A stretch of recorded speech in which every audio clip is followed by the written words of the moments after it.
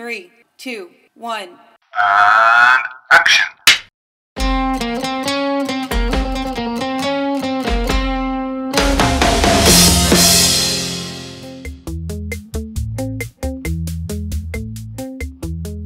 대학교 학부사 학생이 뭐 인터뷰를 하겠다고 다양성 영화에 대해서 어떻게 생각하냐고 연락이 왔더라고. 근데 한 번도 생각을 안 하고 그냥 있었다가 생각해보니까 다양성 영화라는 게 말이 돼? 이런 생각이 들더라고. 다양한 영화가 있는 거지. 매번 이게 영화 역사를 보면은 항상 그 미학적 고갈이 오면 새로운 미학을 발견하는 그런 역사가 반복이 되거든요. 이 키아로스타미 영화를 보고서 우리가 생각하는 것보다 훨씬 더 세계 영화에서 미학적으로 굉장히 중요한 감독으로 평가되고 있는 사람이고, 저희는 사실 어떤 특정 영화를 리뷰를 한 그것보다는 더 이게 산업적인 얘기들, 그 다음에 영화 이렇게 좀 내부적으로 이렇게 이슈가 되는 뭐 극장에 대한 얘기라든지 조금 그런 부분에 있어서는 굉장히 저는 되게 심도 있다 생각하고, 그게 우리 팟캐스트가 갖는 반응이 이제 그런 거예요. 세게 얘기 안 한다. 그러니까 다른 팟캐스트들이 막 시발 뭐 재미없었어 뭐 이런 뭐 구체적인 뭐 이런 거야. 그러니까 왜 그래? 모르겠어. 그러니까 왜 그래? 그러니까 우리한테 그런 이제 통쾌한 것들을 요구를 하거나 아니면 영화계 뒷얘기 같은 것들, 어떤 스캔들 같은 것들을 얘기해 주고 하는데 잘 모르고. 톡톡 영화만담. 톡톡 영화만담. 톡톡 영화만담. 영화계에 늙지 않는 아저씨가 되고 싶은 엉클조입니다. 예, 저 18년차 김 기자입니다. 네, 저 왔다 갔다 하는 구피디예요. 네. 오늘은 오랜만에 구피디가 오셨고 유 반장이 또 일하러 갔습니다. 네. 안녕하세요. 구피디 오랜만이에요. 네. 화상을 입어서 오셨네. 네. 화상 입은 거고 화상이 된 겁니까? 지금 뭐 장마가 됐다가 네. 뭐 열대야가 됐다가 네. 날씨가 뭐 장난이 아닌데 잘들 지내고 있습니까? 그냥 집에 있습니다. 딱히 일도 없고. 그 집에 있으면은 이건 뭐 에어컨을 키면 냉방병 걸리고 가만히 있으면은 에어컨 못 키죠. 감이 덥고 목이 달고 문을 활짝 열어놓고. 장난 아니야. 그 있잖아요. 그 중국산 이렇게 눌러갖고 모기 잡는 그 테니스 채죠. 그걸로 모기를 잡을 수가 있어? 잡히더라고. 여러 번 맞으면 죽어. 어제 한 3번 되니까 죽었어요. 네. 나는 모기가 하도 싫어가지고 집에서 모기 기피제를 바르고 있다가 눈으로 만져가지고 아주 그 힘든 나날을 보내고 있습니다. 우리 애도 안 하는 그런 실수를 하셨군요. 아니 좋은 기피제가 있는데 알려주고 싶은 기피제가 있는데 뭐 정동진 영화제 갈 때 꼭 사가지고 가라고. 우리 그런 거 광고 넣고 그래야 되는 거 아니야? 응? 눈에 넣지 마세요. 막 이러면서. 청취자 댓글 달면 모기 기피제 선물로 주고 막 이래야 되는 이런 거. 이제 조심해야 돼. 바르면은 모기가 안 오긴 하는데 사람도 안 와? 많이 바르면 사람도 안 와. 밥도 혼자 먹고 혼자 다녀야 돼. 대인 기피제. 모기가 싫었을 뿐인데 사람까지 쫓는 그런 확실한 기피제가 있으니까. 그 바퀴 잡는다고 초과상관 태운다고 정말 모기 때문에 대인 관계가 그렇게 되는군요. 아무튼 특히나 또 여름에 영화 찍는 친구들이 있는데 뭐라고 했는데 저도 더위 먹어서 못 가고, 근데 막 영화 찍으면서 애들이 틈틈이 문자를 보내는 거예요. 모기도 있어 미치겠다 막 이러는 친구들이 있는데 고생 많으십니다. 아무튼 오늘 신작 소개를 좀 해주시죠. 예, 요즘 뭐 이제 여름 돼서 관객들도 좀 많이 늘어나고 뭐 그냥 잠깐 극장가 체크를 해보면 정말 놀라운 현상들이 요즘에 좀 흥행 스코어가 많이 올라오고 있는 것 같은데요. 예, 봉이 김선달이 그 도리를 찾아서를 눌렀어요. 같은 날 개봉했는데 주말에는 도리를 찾아서가 더 잘 되고 주중에 봉이 김선달이 더 잘 되고, 이런 기현상 속에, 기현상은 아니지 뭐 어떻게 보면 당연한 건데 그 근소한 차로 둘 다 100만 넘었죠. 네, 100만 원 뭐 눈에 넘었고 같은 날 개봉했는데, 그리고 그 굿바이 싱글이 이제 200만 원을 바라보면서 그러니까 이거는 차트에서 지구력을 갖고 있습니다. 어느 정도 뭐 예측은 했지만 좀 그 예상을 넘어서는 거죠, 예상을. 근데 넘어선다고 할 수는 없을 것 같고, 그냥 김혜수 마동석 조합에 대한 관객들의 기대감과 호감이 꽤 있다. 그리고 본 후에도 코미디로서 이렇게 어느 정도는 만족감을 지닌다. 지닌다. 기획 영화지만 감독이 연출도 잘 했던 것 같고 뭐 재밌게 본 영화니까. 근데 이제 놀라운 거는 이제 외화입니다, 외화. 그래서 컨저링 2가 200만을 향해 지금 가고 있어요. 아직도 극장에 걸려있다고요? 네, 걸려 있고 여름에 지금 이렇다 호러가 없는 상황에서 이제 독주를 하고 있는데 컨저링 2에 200만 지금 190만을 넘어서 가는 거는 진짜 많이 예상하지 못했던 그런 흥행이라고 할 수가 있죠. 밤에 너무 열대어가 심해가지고 예매 사이트를 열고 컨저링 2를 1시에 하는 걸 보러 갈까? 라는 생각이 들었는데 나 같은 관객이 있나 봐. 진짜 그럴 수 있어요. 집에서 이렇게 덥게 있느니 차라리 극장에 가서 공포영화를 보면서 비서로는 밤을 뭐 나겠다. 극장이 최고지. 새벽이겠다 그냥. 그런 영화로는 진짜 손색 없어요. 거기다가 이제 보면 이제 그 부부애 따뜻한 부부애 때문에 이렇게 호러를 보고 가슴 훈훈해져 나오는 그런 이상한 그 경험을 할 수 내가 있는. 호러를 못 봐가지고 아직 못 봤는데 고민하고 있습니다. 봐야 되나 말아야 되나. 훈훈해진다니까요. 그 부부애 때문에 부부가 같이 보는 걸 추천합니다. 거기 그 테마 부부가 나오잖아요. 애 재워놓고 밤에 몰래 나오는 뭐 재울 애가 없으니까. 그다음 500일의 썸머가 재개봉했는데 지금 13만, 12만, 13만. 아니 개봉했을 때 2009년에 개봉했더라고요. 그러니까 벌써 6, 7년이 된 영화인데 재개봉을 했잖아요. 근데 그 2009년에 개봉했을 때 13만 명이 봤어요. 그러니까 상당히 그 당시에도 실패한 영화는 아니었는데 지금은 13만까지 갔어요. 그러니까 그 더 되겠어. 예, 애초에 개봉했던 것보다 더 많이 이 영화를 보는.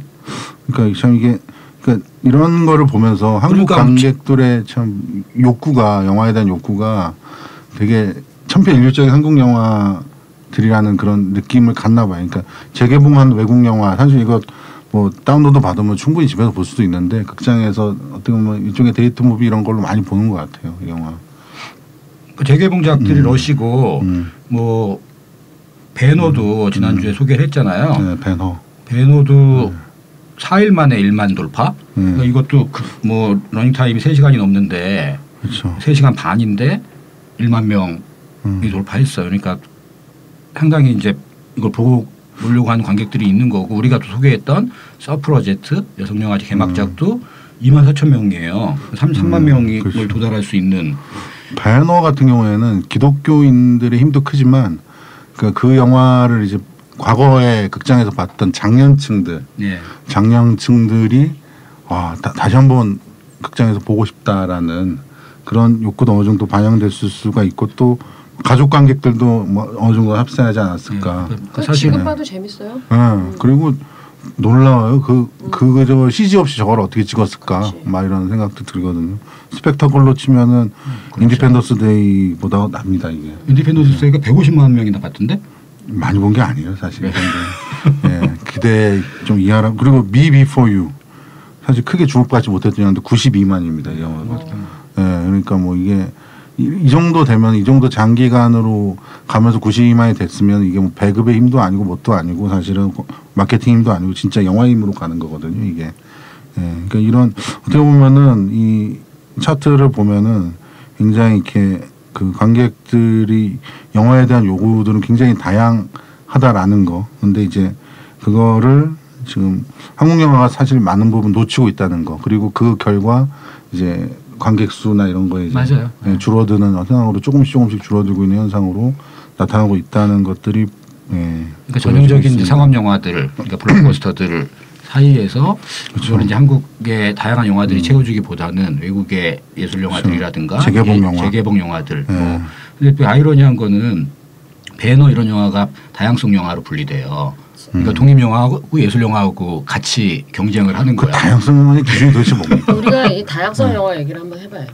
사실은 이게 정책이 좀 바뀌어야 돼요. 이 다양성 영화라는 말 자체가 굉장히 마케팅적인 용어고 예전에 무슨 정책적인 개념이죠. 사실은 영화진흥위원회에서 만든 정책적인 개념인데. 그러니까 대학교 학부사 학생이 뭐 인터뷰를 하겠다고 다양성 영화에 대해서 어떻게 생각하냐고 연락이 왔더라고요. 근데 한 번도 생각을 안 하고 그냥 있었다가 생각해보니까 다양성 영화라는 게 말이 돼?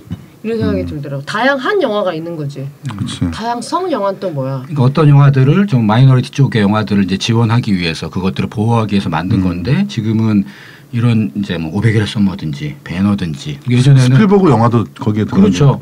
뭐 올드보이 같은 경우도 재개봉을 했잖아요. 그때 또 공교롭게 사입이랑 같이 개봉했어. 배급사가 같아.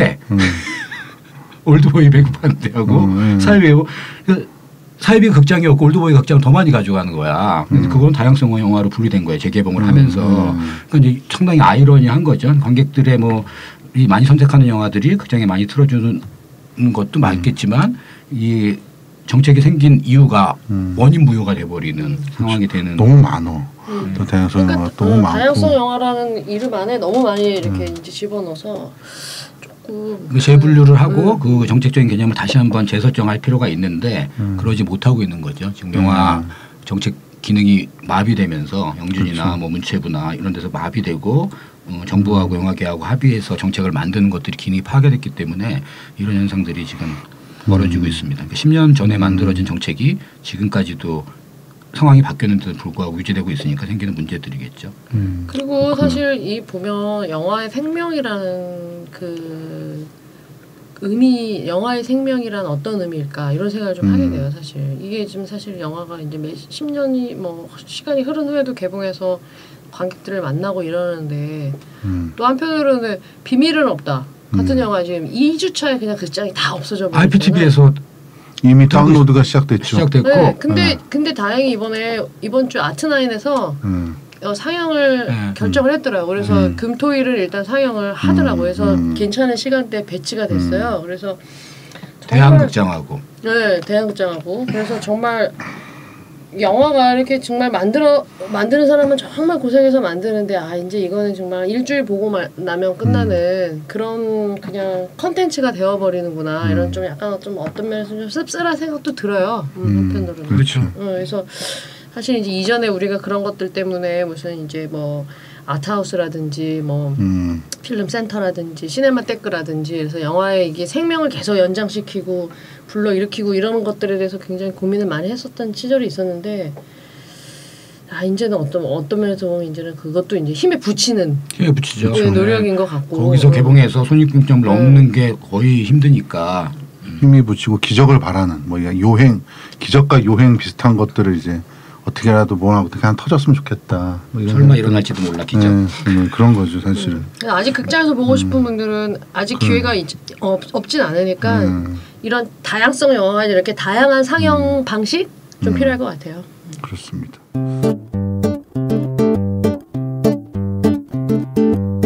지금까지 이제 최근 극장가 나들이 극장가 스케치 동정 뭐 이런 거였다. 연예가 중계 같아. 네. 다음 주 이제 이번 주 개봉작 보면은 그 Now You See Me 2.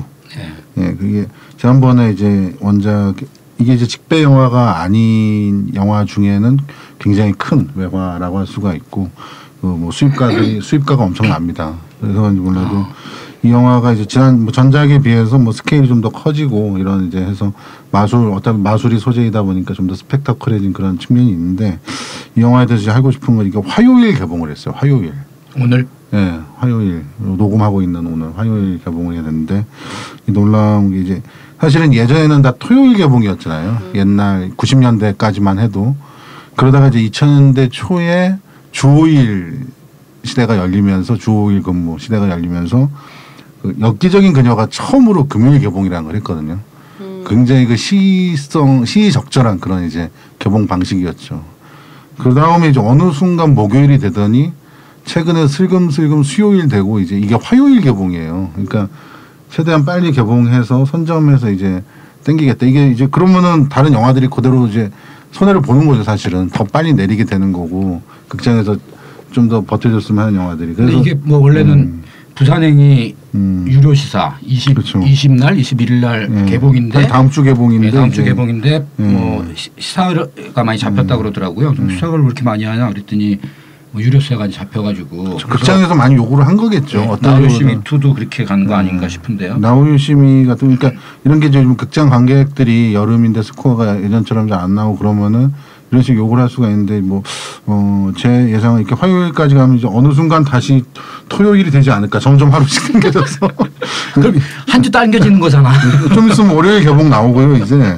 그러다 보면은 뭐 갑자기 어느 일요일 개봉 그러니까 돌고 도는 거죠. 그래서 이런 그 이상한 악순환 뭐 이런 게 이제 되지 않을까. 뭐 이런 아주 상상을 해보는데요. 이게 어떤 이렇게 개봉이 됩니다. 그래서 요즘 이제 극장가의 그 어떠한 그러니까 예년 같지 않은 그러니까 그런 이제 흥행 기조를 이렇게 어떻게 타게 하기 위해서 경쟁이 더 치열해지고 그 뭐 방법은 하나예요. 그럴 경우에 신작을 빨리 땡기는 것밖에 없어요. 그게 이제 나우유 시민은 개봉을 땡기는 방식으로 나타났고 부산행은 이제 유료 시사라는 방식. 그게 이제 사실은 유료 시사 이게 이제 변칙 개봉인데 예. 많이 욕을 먹었었죠. 예전에도 몇 편의 영화. 근데 그거는 배급사만 욕할 문제가 아니고 극장이 받아주니까 하는 거예요. 그리고 극장이 먼저 요구했다라는 그런 뭐 추측도 충분히 해볼 수 요구한 것 같아요. 해볼 수 있는 거죠. 사실 이제 지금 가장 극성수기가 이제 시작이 됐죠. 7월이니까 이제 바짝 땡겨야 되니까. 저거 하면 될 것 같은데 한 영화들이 개봉이 남으니까 그럼 빨리 어떻게 땡겨서라도 가자 뭐 이러서 이제 가는 것 같습니다. 그다음에 이제 다른 영화들 보면 이제 한국 영화 이제 트릭이라는 한국 영화가 있는데 그러니까 흥미로운 소재예요. 방송사에서 이제 어떤 다큐 여기서 이제 병상일기라는 다큐인데 그거의 시청률을 끌어올리기 위한 트릭. 그게 이제 1차적인 트릭이고 그 이제 감춰진 뭐 반전 이런 게 있는데 그 너무 이제 이야기의 의도와 반전에 대한 강박이 있다 보니까 영화가 자꾸 무리수를 둡니다. 그래서 무리수가 일부면 모르겠는데 나중엔 영화 전체가 무리수가 돼버리는 그런 좀 안타까운 결과가 나왔는데 어떤 소재 자체는 되게 흥미로운 그런 구석들이 있는 그런 영화입니다. 그리고 언더워터 이게 지금 조스 나온 지가 40년이 넘었는데 아직도 상어 나오는 거 얘기인데 뭐 평이 나쁘진 않아요. 그래서 재밌을 것 같은데? 이거 잘 될 것 같아. 컨저링의 어떤 호러의 그거를 이제 이게 어느 정도 이어받지 않을까? 호러 관객층에게는 예전에 오픈 워터라는 영화 있었어요. 많이 욕을 먹었었던 영화 아닌가요?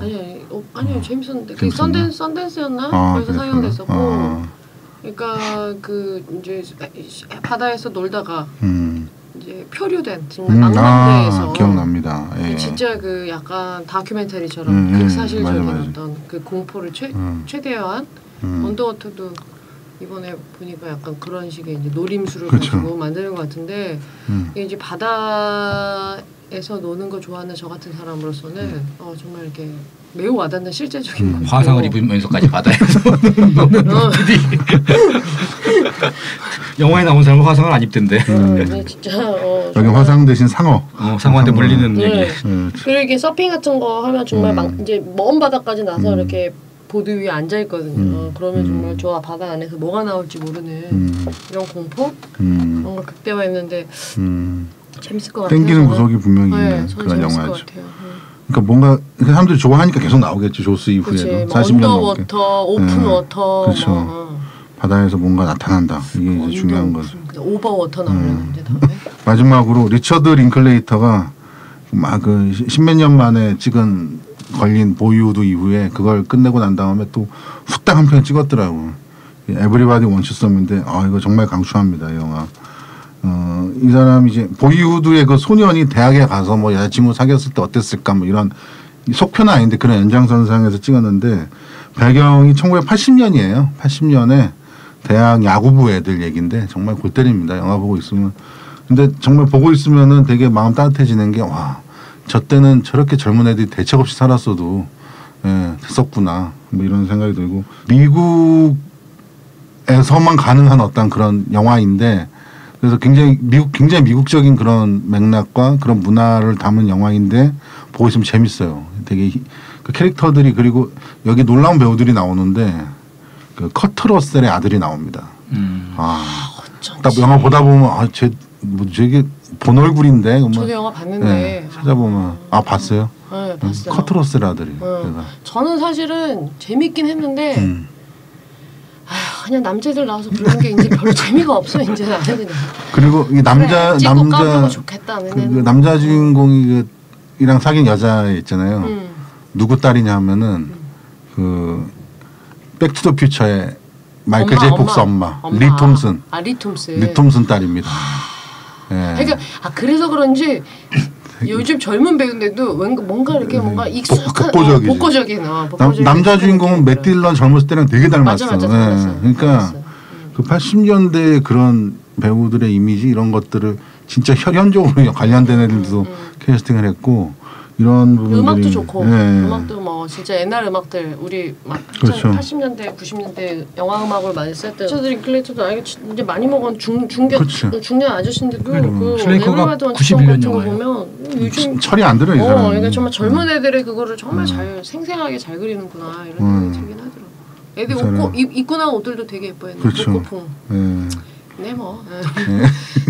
80년대 미국 남자 대학생한테 뭐가 이렇게 감정이입이 잘 안 돼요. 시골에 사는 애들도 텍사스 아니고 텍사스야 텍사스. 야 그것도 야구부 애들. 슬래커도 그쪽이야. 야구부 애들. 왜냐하면 이 사람이 텍사스 출신이고 감독이 텍사스 최초의 시네마테크를 만든 사람이에요. 링클레이터가 되게 이제 그냥 좀 약간 골 때리는 사람이에요. 이 사람 자체. 그리고 이제 근데 이 영화를 보면서 어떤 생각이 들었냐면은 최근에 이제 흥행한 의외 흥행작들이라고 하는 나의 소녀시대라든가 아니면은 그 뭐죠 그 음악 영화 싱스트리트 이게 되게 최근에 의외 흥행작이잖아요. 두 영화가 다 복고 과거를 배경으로 하면서 되게 그냥 대책 없이 낭만적인 얘기예요. 거기 아무런 내가 어떻게 살아갈까 이런 별로 이렇게 먹고 살 거에 대한 현실적 고민이 없어. 거기 나오는 애들이.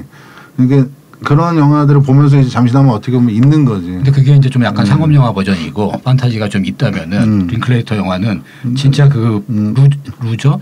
근데 얘들도 그렇게 현실적으로 보이진 않아요. 그 자체인데 그 자체로 그냥 사는 느낌이 있는 거지. 근데 이제 문화적인 맥락이 좀 갭이 있어. 그러니까 딱 보면 근데 왜 우리나라에 개봉을 이제 할 예정? 네 이번 주에 개봉하는 영화 에브리웨이 원치썸. 근데 뭐 나의 소녀시대만큼 그렇게 그런 단순성은 없어요. 단순성 이게 좀 더 상업적인 어떤 드라마트리가 있지. 거기는 사랑을 이룰 거냐, 그쵸. 뭐 어떻게 아이들이 또 우리가 훨씬 더 익숙하지 그쪽이랑. 영화 보이우드에 비하면 내가 이렇게 감정이입할 구성은 전혀 없었다 이런 생각이 좀 들더라고. 근데 이 영화에서 저는 이제 부수적으로 인상적인 거 역시 또 황석희의 번역은 참 뛰어나구나. 이것도 번역이 황석희인데 정말 디테일 하나하나 놓치지 않고 그 뉘앙스를 전달하려는 그 번역자의 노력 이게 영화를 얼마나 살리는가. 그 번역은 영어를 알아듣고 자막을 봐서 아니죠. 다 대본이 오죠. 다 대본. 그리고 음악은 되게 아니. 좋아요. 음악 되게 좋고. 김 기자가 들었을 때 번역이 좋다고 느끼는 거는 아니요. 영화와 비교하지 않고 번역의 문장을 얘기하는 거냐. 참 맛깔나네. 뭐 이런 거죠. 그 영어를 알아듣고 번역체 아니고 번역을 잘했어 이런 거냐. 지금 설마. 좀 딴지거는 거예요. 알아듣기는 하냐? 막 이러면서. 못 알아듣죠. 뭐 별로 딴지라고 생각 안 합니다. 그냥 당당해요 나 이런 거. 참 번역됐지만 참 맛깔나네. 대사들이. 그런 게 있습니다. 그래서 이번 주 뭐 리얼리티 바이츠 같은 거 좋아했던 관객이라면 좋아할 것 같아요. 그 첫 영화 시작하면 나오는 음악이 그렇지. 마이쇼나. 그게 나오죠. 그러니까 참 그 영화 보면서 드는 게 뭐 80년대 미국 얘기지만 젊었을 때 저렇게 대책 없이 좀 살았었어야 되는데 나도 잠시나마 살았었잖아. 내가 보기엔 다르지 않을 것 같은데 그걸 살았었잖아. 링클레이터 옛날 영화들 보면은 아니야 난 필요 이상으로 심각했어요. 마약과 섹스 그게 좀 부족했나? 아니 걔네들도 심각해. 돈 없어가지고 여기 $3 있어? 없는데? 그럼 뭐 클럽에 어떻게 들어가지? 이러면서 그렇긴 하죠. 내가 보니까 마약, 섹스, 술 중에 술은 제대로 했잖아. 술은 걔들보다 더 했다고 할 수 그치, 있죠. 그럼. 아니 뭐 우리가 김 기자의 밤생활은 몰라. 뭘 몰라. 맨날 같이 술 먹어놓고서 봐봐. 과대평가하지 마요.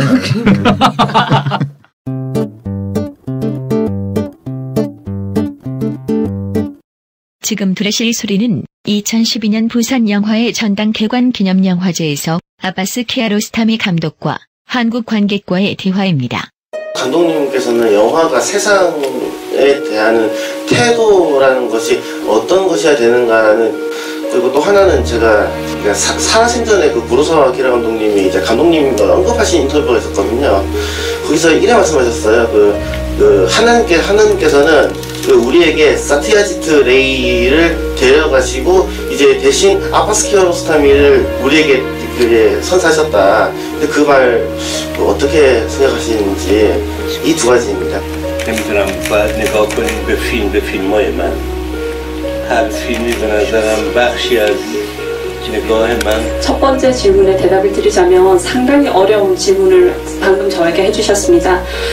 하지만 그 질문의 대답을 조금 더 만족스럽게 해드린다고 최선의 노력을 다하자면 제 영화, 제가 만든 모든 영화를 보십시오. 그러면 그 영화 하나하나에 제가 세상을 바라보는 시선이 조금씩 다 당겨져 있습니다. 하지만 또 여러분들이 아셔야 될 부분이 저는 영화 감독으로서 제 자신을 제 영화에 다 쏟아부으려고 한 적이 없습니다. 제 자신의 일부분들을 영화에 보여드리려고 했을 뿐이지 제 모든 것이 나타나진 않습니다. 그래서 아마도 이 모든 제 영화를 보신다고 하더라도 아까 말씀하셨듯이 제가 어떠한 관점으로 어떠한 태도로 세상을 바라본다는 것에 대해서 100% 이해하기는 힘들지도 모르겠습니다. 그래서 어쩌면 제가 이 영화를 40일 안에 끝낼 수 있었고 이 영화가 이렇게 여러분들 앞에서 보여줄 수 있다는 것 자체가 감독으로서는 기적이라고 여러분들께 말씀드리고 싶습니다. یک بار دیگه نقشه منفی خودشون رو جلوی دوربین بازی کنن. اونی که گول زده بود و اونایی که گول خورده بود. 모든 사람들은 자기가 아마도 착하다고 선하다고 믿고 있을 겁니다. 하지만 그것이 대중에게 그것이 바깥 세상에 보일 때는 그 바깥 세상에서 보는 사람에 의해서 나빠질 수도 있고 선하게 보여질 수도 있고 악하게 보여줄 수 있다라고 저는 생각을 합니다.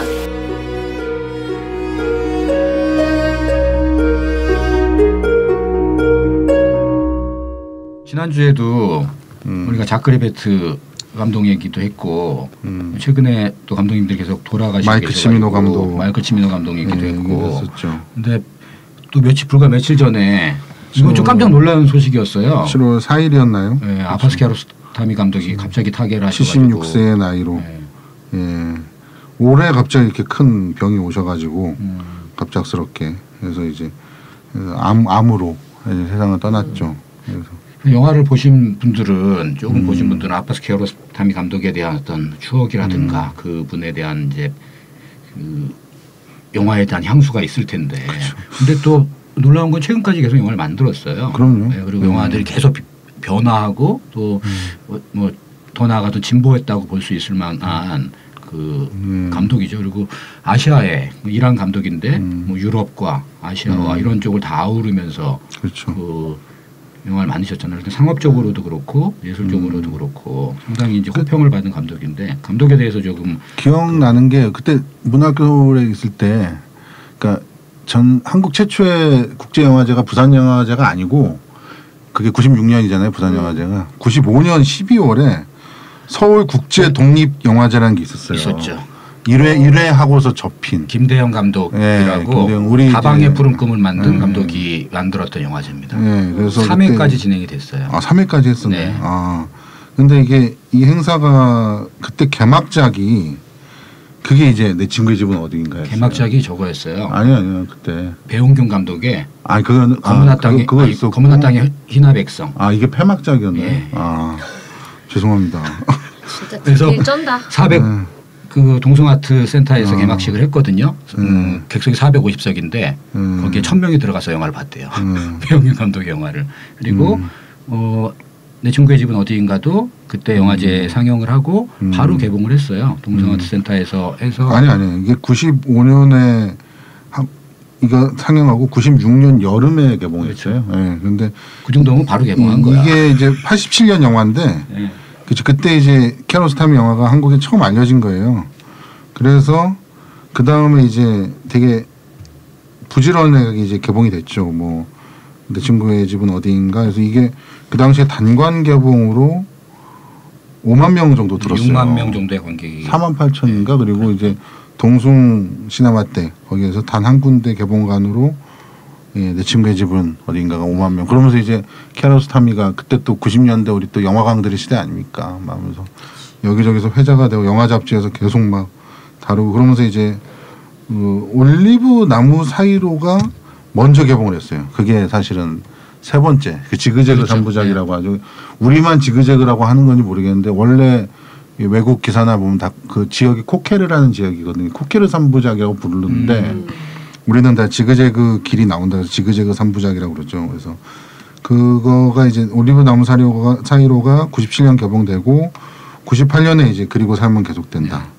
이런 영화들이 개봉이 됐죠. 그 다음에 뭐 체리 향기, 칸 황금종려상 탔던, 그 다음에 이제 베니스 영화제 심사위원 대상 탔던 바람이 우리를 데려다 주리라. 뭐 이런 영화들이 이제 뒤를 이었죠. 그래서 이 키아로스타미 그러면 제일 중요한 게 우리가 이란 그러면은 다 뭐 호메이니, 차도르, 석유, 전쟁, 뭐 이란 콘트라 사건 뭐 이런 거 떠올렸잖아요. 근데 이란을 영화의 나라로 만든 전 세계적으로 그런 그렇죠. 이미지를 준. 그리고 이 이란 영화에 대해서 이제 외국의 이제 많은 평론가들 어떻게 평가하냐면은 그 내셔널 시네마라는 게 있잖아요. 그러니까 어떤 한 지역 영화에 대한 어떤 그런 서구 평단들의 발굴들 이런 게 있는데 70년대가 이제 라틴 아메리카 영화, 제3영화라고 하는 그게 이제 발견이 됐었고 80년대는 중국의 제5세대 영화 이게 굉장히 가장 중요한 발견이라고 꼽혔다면 90년대 이제 이란 유시네마 90년대에 가장 중요한 미학적 발견은 여기 이란의 뉴시네마라는 그래서 그 베르너 헤어조크 감독 같은 경우에는 95년에 어디 인터뷰에서 지금 현재 90년대 95년에 했던 영화 100주년 때 했던 인터뷰인데 영화 100주년을 맞이한 지금 현재 전 세계에서 가장 중요한 영화는 다 이란에서 만들어지고 있다라는 얘기를 할 정도였어요. 그래서 그 이제 중심에는 이제 아바스 키아로스타미가 있었고 이끌어지고 그래서 그 다음에 이제 그 마흐말 바프 가족, 모호젠, 그 다음에 사미라 그리고 그 아내 있죠. 아내도 이제 그 세 명의 주요 감독, 그 다음에 그 천국의 아이들 만들었던 마지드 뭐 이름 뭐죠? 마지드 마자드인가? 뭐 마지드 마자드. 네, 그 감독, 그 다음에 최근까지 그 다음에 그 자파르 파나이 감독 이런 감독들이 사실 다 그 키아로스타미가 이끌어준 그 방어만 고바지는 조 감독이었고 사실 키아로스타미의 그래서 이란 영화를 이끌었고 그리고 이란 영화의 그 미학 이런 것들이 이제 전 세계적으로 알리면서 그 이제 매번 이게 영화 역사를 보면은 항상 그 영화 역사 누가 그러잖아요. 토인비가 뭐 도전과 응전 뭐 이런 거 얘기했잖아요. 역사에서 항상 그 미학적 고갈이 오면 새로운 미학을 발견하는 그런 역사가 반복이 되거든요. 영화에서. 근데 90년대 이 키아로스타미 영화를 보고서 막 고다르가 정말 격찬을 했었어요. 그러니까 고다르 정도가 격찬할 정도면 정말 이게 놀라운 건데 그리고 어느 평론가는 과거에 우리가 이제 고다르의 시대에 살았다면 지금 우리는 키아로스타미의 시대에 살고 있다 뭐 이런 얘기를 했었는데 그 가장 중요한 이제 원인이 뭐냐면 그러니까 내 친구의 집을 어딘가를 봤을 때만 해도 그 네오리얼리즘 예전에 이탈리아에서 있었던 그거에 전통이 있는 감독이 아니냐 뭐 이 정도 생각했는데 되게 이제 그 이후에 나온 영화들을 보면서 이 현실과 허구의 경계 이런 것들이 정말 무의미하게 다 사라져버리는 영화. 그래서 개봉은 안 했는데 그 클로즈업이라는 영화가 있어요. 부산 영화제 때 상영을 하고 했었는데 좀 그 영화 보고 봤을 때 정말 이런 마술 같은 방식이 그러니까 그 영화를 진짜 가장 키아로스타미를 잘 설명할 수 있는 영화 같아서 간단히 설명을 드리면은 키아로스타미가 이제 90년에 나온 영화인데 뭐 잡지를 봤대요. 잡지를 봤더니 어떤 남자가 자기가 모셈 마흐말바프라고 속이고 어느 한 가족을 속여서 그 가족한테 돈을 뜯어낸 거예요. 그래서 니네 가족이 등장하는 영화를 만들어 주겠다. 근데 걸렸어요. 그래서 법정까지 갔거든요. 그걸 본 거예요. 키아로스타미가. 이건 영화로 만들기 좋겠다 해서 그 사기친 사람을 만나고 그 가족을 만나서 그들을 데리고 그 상황을 재현 다큐를 찍어요. 재현 드라마를. 그리고 법정 장면은 다큐로 기록해요.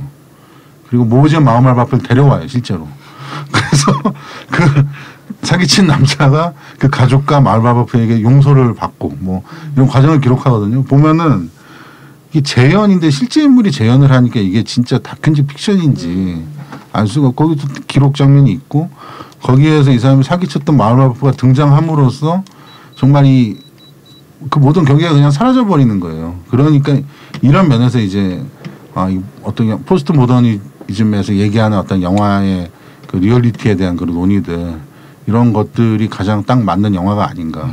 그런 면에서 이제 고다르가 되게 격찬을 했던 그런 면이 있고 나중에 보면 이 사람의 그 미학적 추종자들을 보면은 막 타란티노, 뭐 난니 모레티, 막 스콜세지 이런 사람 이번에 죽었을 때 스콜세지가 정말 또 막 굉장히 애통한 그런 이제 코멘트를 했었고 그래서 이 사람 구로자 아키라마저도 살아있을 때 구로자 아키라 98년에 죽었는데 90년대 초에 이제 키아로스타미 영화를 본 거예요. 보고서 이 사람 이 구로자 아키라가 정말 떠받들던 굉장히 중요하게 평가하던 감독 중에 하나가 그 인도의 쇼트지 트라이라는 그 감독인데 그 사람이 92년에 죽었어요.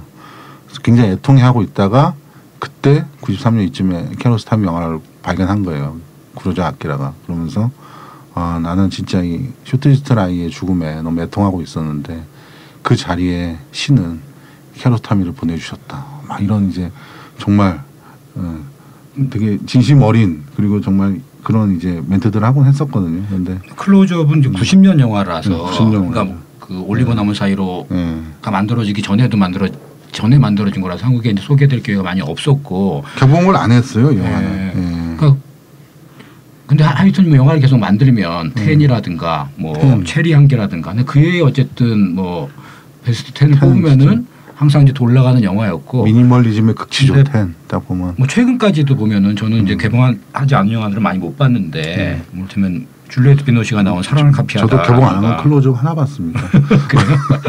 그러니까 이런 걸 보면은 그 사랑하는 사람들이 서로 편지를 주고받고 이러면서 그 편지대로 되는 듯하더니 또 그렇게 안 되고 이렇게 되거든요. 그러니까 영화가 그냥 리얼리즘 영화 같지만 김 기자가 얘기했듯이 전혀 다른 방향으로 가면 새로운 드라마의 어떤 형식이라든가 영화의 에너지라든가 뭐 이런 것들이 만들어지거든요. 최근까지도 계속 활동을 했던 이제 거장이죠. 좀 그리고 미국에서도 만들고 프랑스에서도 만들고 그렇죠. 일본에서도 만들고 유엔 의뢰로 이제 아프리카 가서 ABC 아프리카라는 영화 2001년에 만들었는데 이 사람이 그런 게 있었어요. 그러니까 생각보다 많이 못 봤어. 다 많이 안다고 생각했는데 필모를 쭉. 그러니까 우리가 생각하는 것보다 훨씬 더 세계 영화에서 미학적으로 굉장히 중요한 감독으로 평가되고 있는 사람이고, 그리고 이제 이 사람이 그런 게 있어. 이 사람이 처음으로 영화를 만든 70년. 1970년인데 이 사람이 뭘 했었냐면은 원래는 미술을 했어요. 그래픽 디자인, 아동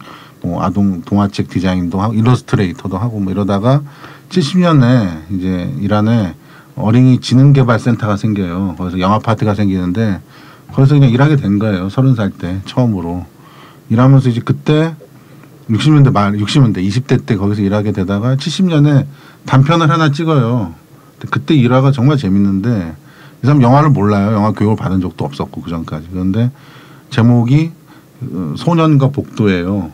그래서 복도에서 맹견을 만난 소년의 이야기 뭐 이런 건데 빵과 복도인가 모르겠는데 그 이제 촬영 감독이 왔는데 촬영 감독은 이제 뭐 많이 영화 찍어본 사람이 관습적으로 그런 사람들이 이제 어떤 상황이 있으면 컷을 끊어서 찍잖아요. 뭐 개가 있으면 개 끊어 찍고 소년 끊어 찍고 뭐 이렇게 끊어 찍는데 이 사람 키아로스타미 그거를 끊으면 안 된다고 생각한 거예요. 전체적인 구조와 흐름에서. 그래서 40일을 찍은 거야, 한 씬을. 40일 동안 한 씬을 찍은 거야, 이 키아로스타미는. 근데 이제 그게 옳다고 생각한 거예요. 그러니까 이 사람은 영화 교육을 받은 바 없기 때문에 관습적인 걸 받은 바 없었기 때문에 이제 다른 방향에서 사고를 했었고 그러면서 이 사람이 생각하는 어떤 그런 미학적 기준과 리얼리티라는 것과 그런 것들은 기존의 영화적 관습과 굉장히 거리가 멀었던 거죠. 그래서 촬영 감독이 맨날 태업하고 맨날 자고 짱 박혀서. 그래도 영화를 계속 찍을 수 있었다는 게 대단하네. 그러니까 근데 이 영화가 관객에 좀 더 다가가려면은 필요 없는 장치를 다 빼야 된다고 생각하는 거예요. 그러니까 이제 텐 같은 영화 보면 그냥 차 안에서 디지털 카메라 이렇게 해놓고서 그냥 말만 찍어요. 이런 식의 정말 이렇게 아주 그래서 이제 이 사람을 항상 얘기할 때 미니멀리스트라는 항상 수식어가 붙는 게 그래서 관객을 끌어들이는데 지그지그 3부작 같은 경우 보면은 첫 영화가 나왔단 말이에요. 내 친구 집은 어디인가. 그리고 두 번째는 그 동네에 지진이 났어. 실제로 90년에 5만 명이 죽은 지진이. 거기 살아남은 사람들을 만나러. 그때 그 소년들은 잘 있을까? 뭐 해서 이제 간 거예요.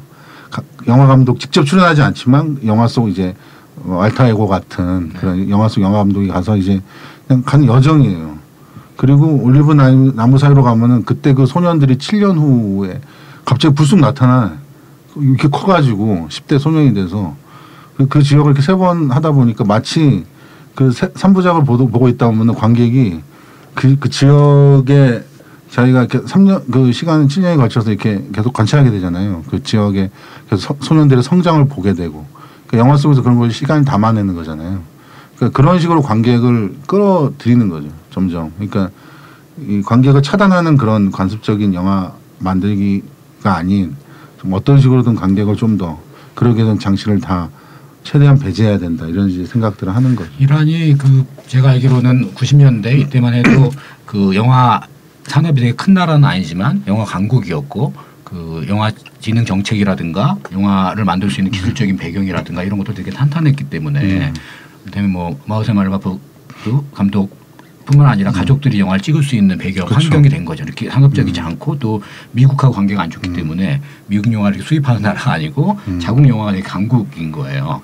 그래서 그렇죠. 영화를 꾸준히 만들 수 있고 그 영화들이 영화제라든가 이런 걸 통해서 해외에 알려지면서 그 스타 감독들이 나오고. 근데 이제 지금은 또 탄압이 심해져서 다 망명하고 자국에서 영화를 못 찍게 됐잖아요. 그렇죠. 자파르 파나이 같은 파나이도 망명하고 만든 영화를 감춰서 나와서 해외 영화제 보낼 정도니 그렇게 돼 있기 때문에 깐에서 막 성명서 내고 예, 막 지금은 뭐 이란의 거장 영화들이 잘 못 보는데 어쨌든 정말 이제 흥미로운 거는 이게 이란 UAV를 1969년에 나온 이제 암소라는 영화가 하나 있는데 그때부터 쳐요. 그런데 그 이란은 항상 심의가 이제 문제예요. 정치적인 이슈를 못 다뤄요. 그래서 캐로스톰이 정말 아이러니컬하게도 아동 거기 센터에서 영화를 시작했고 그러니까 아이들이 주인공이다 보면 그런 걸 피할 수가 있잖아요.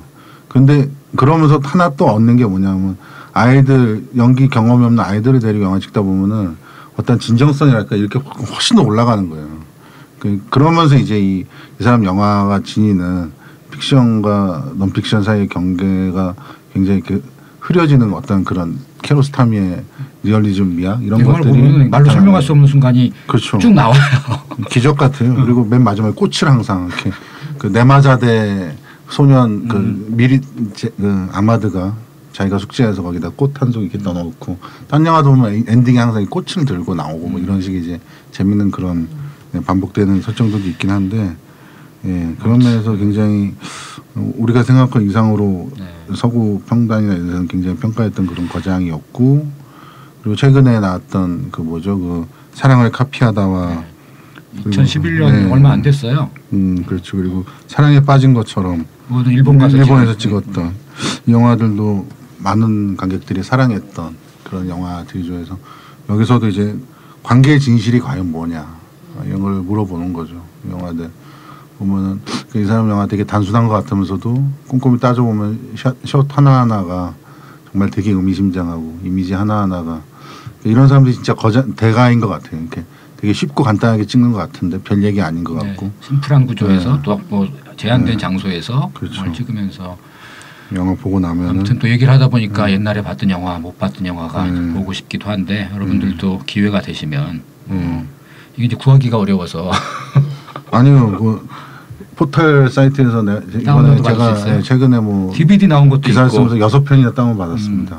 그러니까 예, 다운이나 뭐 이런 것들 다 뭐 보려고 하면 전작을 볼 수는 없지만 예, 많이들 볼 수 있는 그래도 많이 볼 수 있는 그런 영화죠. 어떤 한 시절이 가는 것 같아요 이제. 그렇죠. 왜냐하면 이제 그런 영화들을 새로운 미학에 흥분하고 이제 그런 것들을 전 세계적으로 같이 공유하고 막 또 다음 작품 기다리고 이러던 시절이 이제 사라져가고. 왜냐하면 아까 조피님도 그 이후에 잘 많이 못 봤다 그랬잖아요. 그러면 새로운 게 계속 나오고 그리고 이제 그 문화 자체가 사랑을 카피하다는 배우가 추천해서 해줘서 양은영 배우가 추천해줘서 봤어요. 근데 그거를 어디서 보지 개봉이 끝났는데 또 누가 그 시기에 누가 DVD를 선물해 준 거야. 그 생일 선물로 공교롭게 다른 사람이. 근데 봤더니 깜짝 놀랐어요. 좀 옛날에 뭐 김 기자 말대로 그 3부작하고 체리 향기 뭐 영화제 트는 영화라든가 개봉한 영화들만 보고 그냥 아 그런가 보다 또 영화를 계속 만드시나 보다 이렇게 생각했는데 그 영화를 보고